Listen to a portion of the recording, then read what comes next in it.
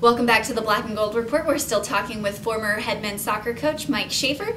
Coach, now we're going to talk a little bit about your retirement. What's it been like since you have retired at UNCP? Well, I'm really not retired anymore. I spent the first year truly retired, not working.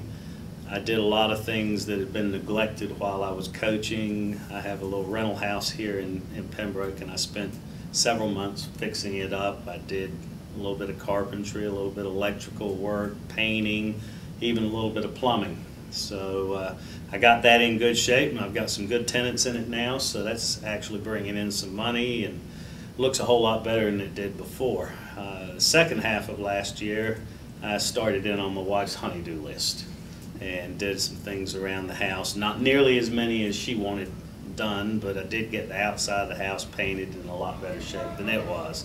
So, I had more time than money, so I put a little bit of sweat equity in the house. This year, though, I'm actually working over at Southeastern Academy between Lumberton and Elizabethtown, teaching 3rd grade through 9th grade physical education, and it's not left me as much time for exercising and doing things around the house, so I've gotten a little fatter. Have you taken up any new hobbies besides doing your honey-do list and fixing up your house? Anything new just for yourself? Well, not yet. I'm hoping that after Christmas, my son and I are going to start hitting some golf balls over at the court at Fairmont Golf Course across the street from our house, and maybe in the summer we'll actually get to play some. I have been working on some cornhole boards, so that's a skill that I hadn't tried before. You should have been a part of our Christmas party. We had a cornhole tournament going on then. You'd have been great. How has your wife handled having you around the house more? I know she works here at UNCP, but you've been able to have more free time with her and your son, as you talked about, but just go ahead and expand on that. Yeah, I think she's enjoyed me not being quite so busy on weekends. Her parents have a house down at the beach, Ocean Isle, and we've been able to spend more weekends down there, and she really loves the beach, so that gives her a chance to unwind from the stresses of the student affairs office. She does a lot of crisis management in her position, and she enjoys going down and sitting on the porch in the rocker and getting out in the sun a little bit, so we've been able to do that.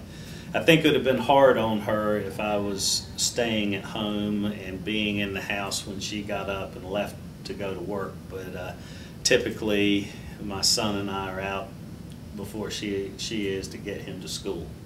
Do you find yourself coming back and attending soccer events or any other events on campus, and what sports have you kept in touch with the most?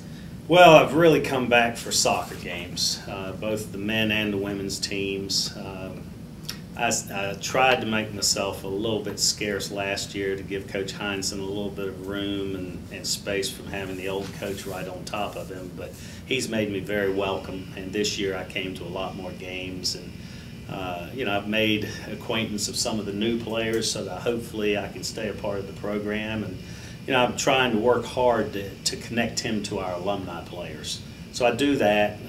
I'd like to get up a little bit more to some of the other events, but I've mostly kept in touch with what's going on there through the internet, through webcasts, and that type of thing. And it's I'm really proud of the success that some of our coaches have had in the last year and a half.